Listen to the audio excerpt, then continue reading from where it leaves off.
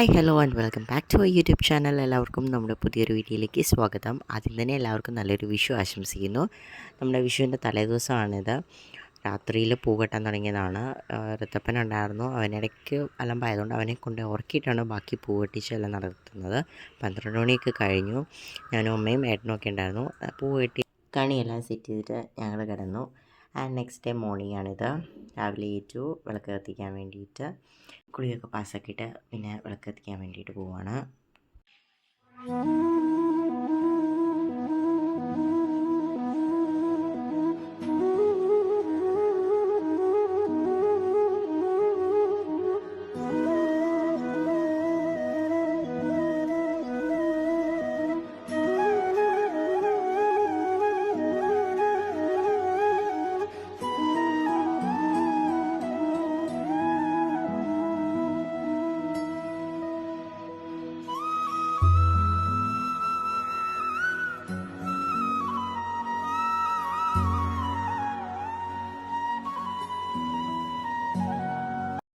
പിന്നെ നേരെ വിട്ടത് അടുക്കളയിലോട്ടാണ്.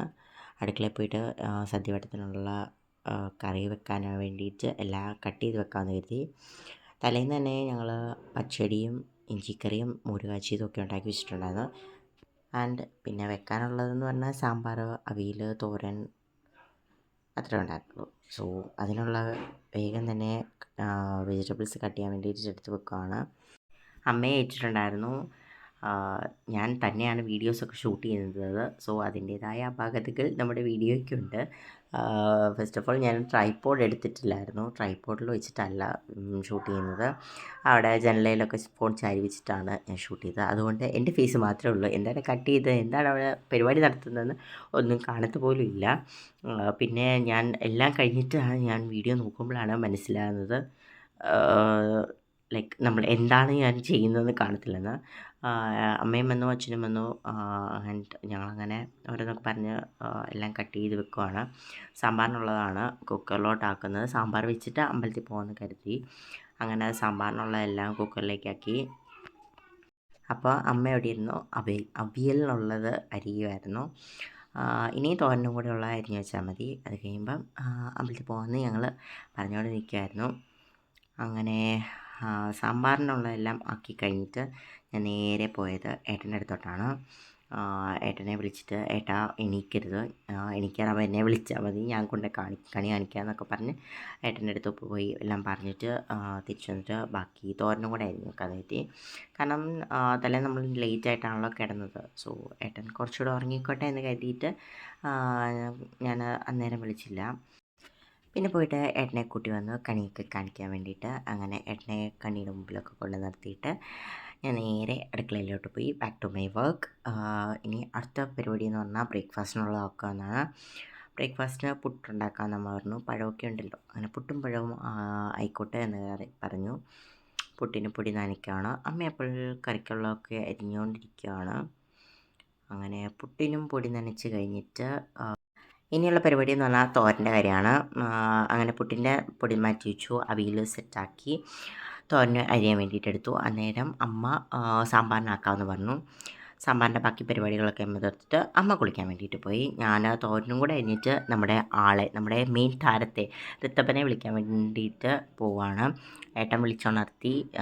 ആളെ ഇപ്പോൾ വിളിച്ചാൽ ഒരു പരിപാടിയും നടക്കത്തില്ലാത്തതുകൊണ്ട് ഞാൻ എല്ലാം ഒന്ന് ഒതുക്കിയിട്ടാണ് അവനെ വിളിക്കാൻ വേണ്ടിയിട്ട് പോയത്. അങ്ങനെ ഏട്ടനെ അവനെ വിളിച്ചുണർത്തിയിട്ട് നേരെ കണി കാണിക്കാൻ കൊണ്ടുപോയി. കൃഷ്ണനെ കണ്ടു കഴിഞ്ഞപ്പോഴത്തേക്കിന് ആളതേ അച്ചയുടെ തോളത്ത് കയറി. പിന്നെ വേഗം കുളിപ്പിച്ച് റെഡിയായിട്ട് നമ്മൾ അമ്പലത്തിലോട്ട് പോവാണ്. അമ്പലത്തിലോട്ട് പോകുന്ന വഴിയിൽ ഋത്തുവിനോട് വീട്ടിൽ എടുക്കാൻ വേണ്ടിയിട്ട് ചിരിക്കാൻ പറഞ്ഞപ്പോഴത്തേക്കിന് ഋത്തുക്കുട്ടിനെ ദാണ്ട് നാക്കൊക്കെ നീട്ടി കാണിക്കുകയാണ്. അങ്ങനെ നമ്മൾ ഓരോന്നൊക്കെ പറഞ്ഞാൽ നേരെ അമ്പലത്തിലോട്ട് പോയി. അവിടെ ചെന്ന് നല്ല തിരക്കുണ്ടായിരുന്നു. എന്നാലും തൊഴുതിട്ട് പിന്നെ കണിയൊക്കെ കണ്ടു അവിടെ നിന്നും കുറച്ച് വീഡിയോസും ഫോട്ടോസും ഒക്കെ എടുത്ത് കഴിഞ്ഞപ്പോഴത്തേക്കിന് വീട്ടിൽ പോകാമെന്ന് പറഞ്ഞു. അന്നേരം മീനപ്പൂരം കഴിഞ്ഞതേ ഉള്ളൂ. അതുകൊണ്ട് തന്നെ അവിടെ കടകളൊക്കെ ഉണ്ടായിരുന്നത് കൊണ്ട് തന്നെ ഋത്തുപ്പിന് എന്തെങ്കിലും വേണമെന്ന് പറഞ്ഞിട്ട് അങ്ങോട്ട് പോയി. അവിടെ ചെന്നപ്പോഴത്തേക്കിന് ആശാൻ ദാണ്ട് ഒരു തോക്കാണ് കൈ മേടിച്ചത്. അങ്ങനെ ആ തോക്കും മേടിച്ച് ഞങ്ങൾ നേരെ വീട്ടിലോട്ട് വിട്ട് ബാക്കി പരിപാടികളുണ്ട്. അങ്ങനെ ബ്രേക്ക്ഫാസ്റ്റൊക്കെ കഴിച്ച് കഴിഞ്ഞപ്പോഴത്തേക്കിന് അടുത്ത പരിപാടിയിലേക്ക് കടന്നു. കുറച്ചുകൂടെ അരിയാനുണ്ടായിരുന്നു. അങ്ങനെ അതെല്ലാം അരിഞ്ഞ് നേരെ അടുക്കള പരിപാടിയെല്ലാം കഴിഞ്ഞപ്പോഴത്തേക്കിന് റൂമൊന്ന് ക്ലീൻ ആക്കാമെന്ന് കരുതി. കാരണം രാവിലെ എണീറ്റ് പോയി അതേപടി തന്നെ കിടക്കുകയാണ്. അങ്ങനെ പുതപ്പും ഒക്കെ മാറ്റി ഡ്രസ്സെല്ലാം ഒന്ന് മാറ്റി ഒതുക്കി ബെഡ്ഷീറ്റെല്ലാം വിരിച്ച് കഴിഞ്ഞപ്പോഴത്തേക്കിന് അങ്ങനെ റൂമും ക്ലീനാക്കി. നെക്സ്റ്റ് ഇനി നേരെ കുറച്ച് നേരം എന്തെങ്കിലും സിനിമയൊക്കെ കണ്ടിരുന്നൊക്കെയാണെന്ന് കരുതി. സിനിമയൊക്കെ കണ്ടു. അത് കഴിഞ്ഞപ്പോഴത്തേക്കിന് ഉച്ചയായി. പിന്നെ നമ്മുടെ പപ്പടവും കൂടെ കാച്ചണമായിരുന്നു.